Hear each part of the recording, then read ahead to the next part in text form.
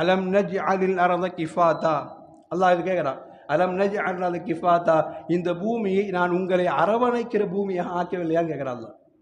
எவ்வளோ அழகான வார்த்தை. அலம் நஜ்அல் அர்த கிஃபாத்தா, இந்த பூமியை உங்களை நான் அரவணைக்கிற பூமியாக நான் மாற்றி தரலையா?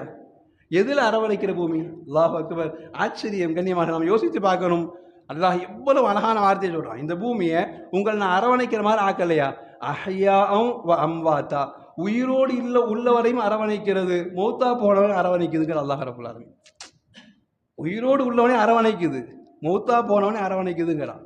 எப்படி? அது இப்னு அப்பாஸ் ரலியல்லாஹு இந்த வசனத்துக்கு விளக்கம் தருவாங்க.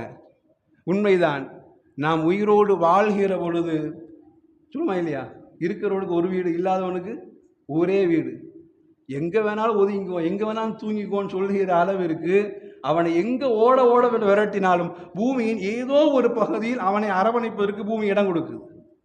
வசதி உள்ளவனுக்கு ஏக்கர் கணக்கில் வாங்கியும் நிம்மதியாய் வாழ்வதற்கு பூமி இடம் கொடுக்குது இல்லையா? பூமி இடம் கொடுக்குது. உயிரோடு உள்ளவருக்கு சந்தோஷமாய் வாழ்வதற்கு இடம் கொடுக்குது. அஹ்யாஅம் வ அம்வாத்தா, பூமி அது இப்னு அப்பாஸ் சொல்லுவாங்க, பூமிக்கு மேலே உயிரோடு இருப்பவனுக்கு எல்லா சந்தோஷம் கிடைக்குது.